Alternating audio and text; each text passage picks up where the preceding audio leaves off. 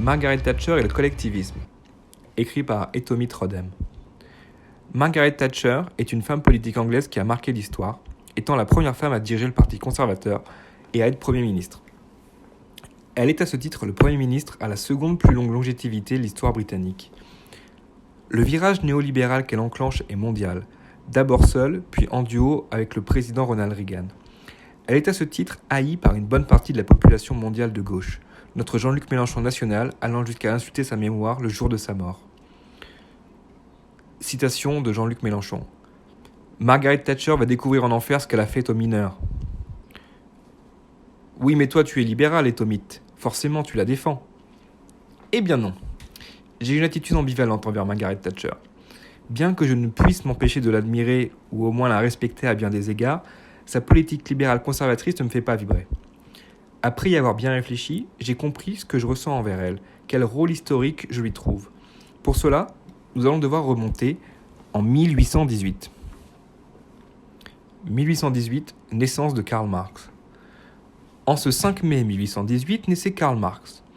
Qui aurait pu se douter que ses premiers pleurs de nourrisson allaient se mêler plus tard aux gémissements de la classe ouvrière ? Contrairement à l'amalgame répandu, Marx n'a pas inventé le communisme. Il a inventé le marxisme ou socialisme scientifique. Auparavant, existait déjà ce que Engels a appelé le socialisme utopique, promu par Robert Owen ou Étienne Cabet. Ce socialisme romantique a une histoire riche qu'on pourrait même faire remonter aux frères Gracchus et passer par Thomas More et aboutir à Proudhon. Engels décrit dans Socialisme utopique et Socialisme scientifique la différence entre les deux. Citation de Engels. Certes, le socialisme antérieur critiquait le mode de production capitaliste existant et ses conséquences, mais il ne pouvait pas l'expliquer, ni par conséquent en venir à bout. Il ne pouvait que le rejeter purement et simplement comme mauvais. Plus il s'emportait avec violence contre l'exploitation de la classe ouvrière, qui en est inséparable, moins il était en mesure d'indiquer avec netteté en quoi consiste cette exploitation et quelle en est la source.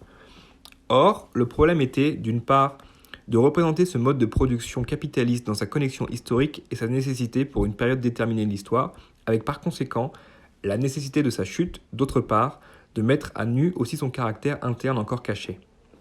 Fin de citation. Nous pouvons donc synthétiser leurs différences dans le fait que le socialisme utopique vise un avenir construit philosophiquement, alors que le socialisme scientifique part du constat matériel pour construire un système cohérent qui identifie les problèmes et erreurs du système en place, pour le faire tomber et en construire un nouveau. Avançons désormais dans le temps, en 1871. 1871, principe d'économie. Non, en effet, nous n'allons pas parler de la guerre civile en France publiée par Marx cette année-là. Nous allons quitter le côté obscur pour retrouver la lumière. Cette année-là, un Karl en chasse un autre. Menger publie un énorme pavé dans la mare, principe d'économie politique. Cet ouvrage fait partie de la révolution marginaliste, portée également par la théorie de l'économie politique de Jevons, la même année, et par éléments d'économie politique pure de Walras, 3 ans plus tard. Les néoclassiques remplacent les classiques, Marx compris. Particulièrement, les économistes de l'école autrichienne peuvent être opposés aux libéraux classiques et même aux autres néoclassiques. Les Autrichiens changent la nature même de la discipline économique, déclenchant la Méthode de Streit, la querelle des méthodes. Alors que les historicistes allemands, mais tous les autres courants économiques d'alors, marxistes compris, prétextaient l'inexistence de lois générales en économie et que l'économie était purement descriptive, l'analyse de l'évolution historique des faits économiques sous une optique holiste avec une continuation philosophique chez Marx, Menger déclare que les lois générales existent bel et bien. Il adopte donc une méthode a priori. Les phénomènes fondamentaux de l'action nous sont directement accessibles, nous sommes des humains, mais l'expérimentation est impossible du fait du nombre trop élevé de variables. C'est cette imprévisibilité qui rend le raisonnement mathématique inapplicable, bien que la multitude des facteurs répondent à des lois générales. On en arrive ainsi à un réalisme abstrait. Les caractéristiques des êtres humains réels et leurs actions sont prises séparément, construction abstraite, mais réalistes car ces caractéristiques sont effectivement présentes chez les humains réels, ce qui oppose cette école aux hypothèses de l'homo economicus de la théorie néoclassique. Citation de Ludwig von Mises. L'économie traite des actions réelles d'hommes réels. Ces théorèmes ne se réfèrent ni à des hommes parfaits ou idéaux, ni au fantôme mythique de l'homme économique, Homo economicus, ni à la notion statistique de l'homme moyen. Ludwig von Mises, L'action humaine, 1949. Fin de citation. Nous voyons donc ici qu'au XIXe siècle, le libéralisme subit la même mutation que le socialisme. Alors que des versions très philosophiques et idéalistes prévalaient, de Smith à Walras, le premier par une conception idéaliste de l'homme, le second par le mirage des mathématiques, les Autrichiens repartent de la bonne base pour déduire leur modèle. Poursuivons notre remontée du temps et faisons un arrêt en 1917. 1917, Vladimir Ilitch Ulyanov. Marx a beaucoup écrit, mais sur le capitalisme. Il est resté flou sur le reste, c'est-à-dire sur la mise en place du communisme et son fonctionnement ultime. Quelqu'un d'autre s'est chargé du sale boulot pour lui. Lénine. Ses apports importants sont la conception du parti comme fer de lance de la révolution, des professionnels de la révolution, et la dictature du prolétariat.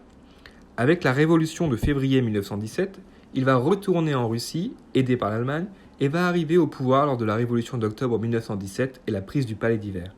Une fois aux manettes, il aura la tâche difficile de créer le communisme réel. Dans le contexte de la guerre civile, le communisme de guerre est mis en place par lui et Trotsky. L'Assemblée constituante est dissoute dès sa première séance. L'Armée rouge est créée. Plus question d'élire ses officiers, la conscription est instaurée. Ainsi que la Tchéka et des tribunaux spéciaux. Loin du communisme annoncé, le communisme de guerre répond cependant aux nécessités d'une époque et d'un contexte, guerre civile et intervention internationale. La survie de la Russie soviétique et la proclamation de l'URSS leur donnera par ailleurs raison. Avec l'établissement du régime, il faut donc revoir l'organisation. Le constat fait alors mal. Nous ne sommes pas assez civilisés pour pouvoir passer directement au socialisme, encore que nous en ayons les prémices politiques. Lénine. La NPE, Nouvelle Politique Économique, est instaurée en 1921. Ce repli stratégique du socialisme doit être transitoire et remplit ses objectifs tout en posant des problèmes.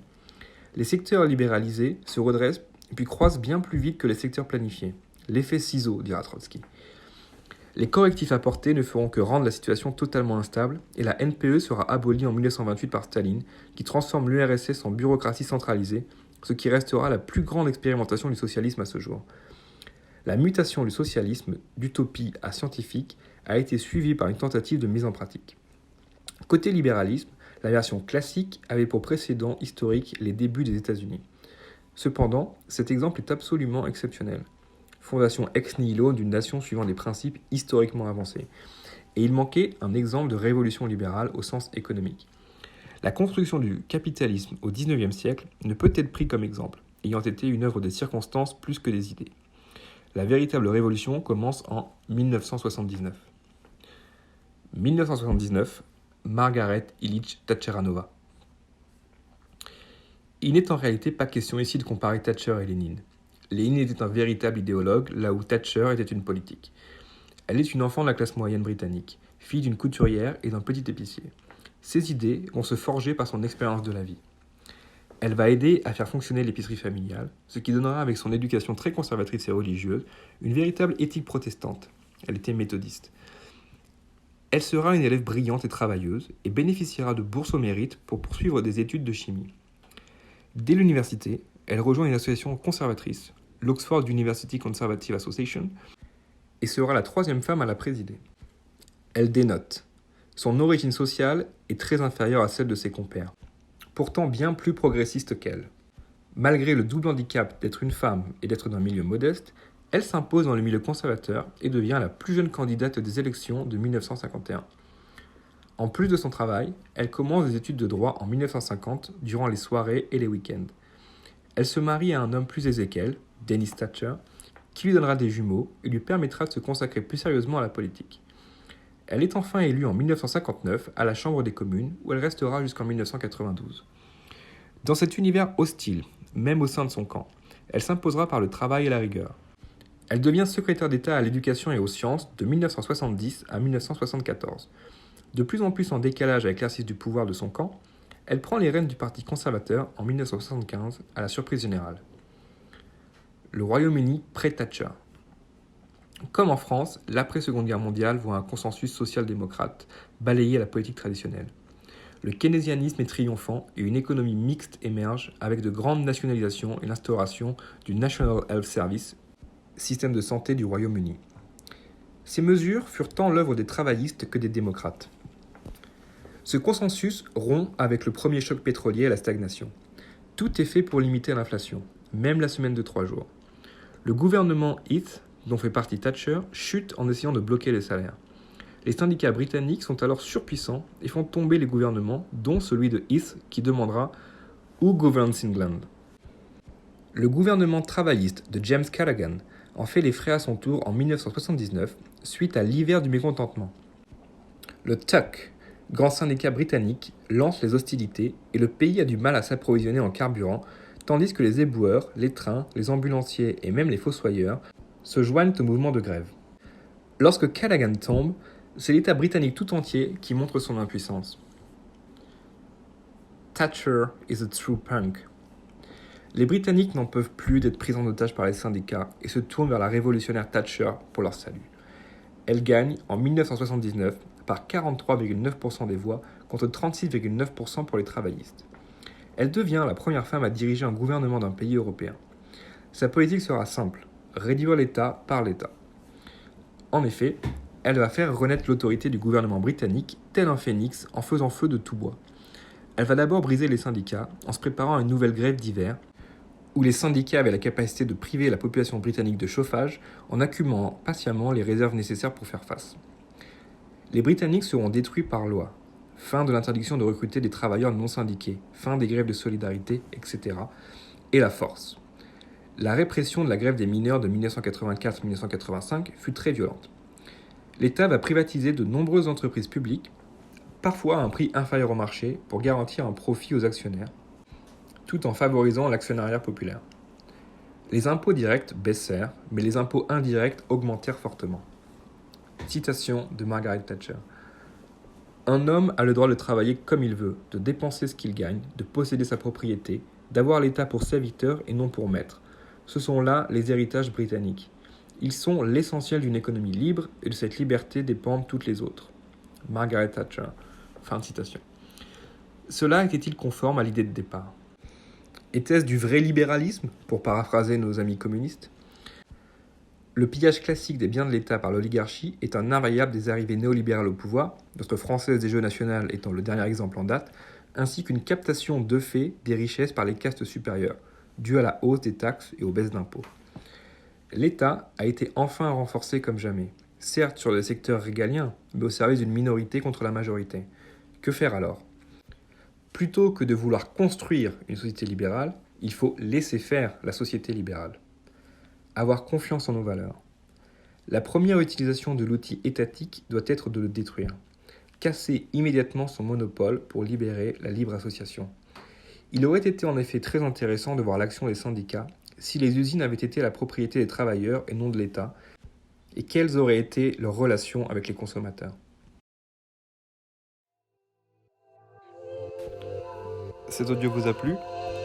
Abonnez-vous à notre chaîne afin de recevoir tout notre contenu et soutenez-nous sur Tipeee, le lien est dans la description.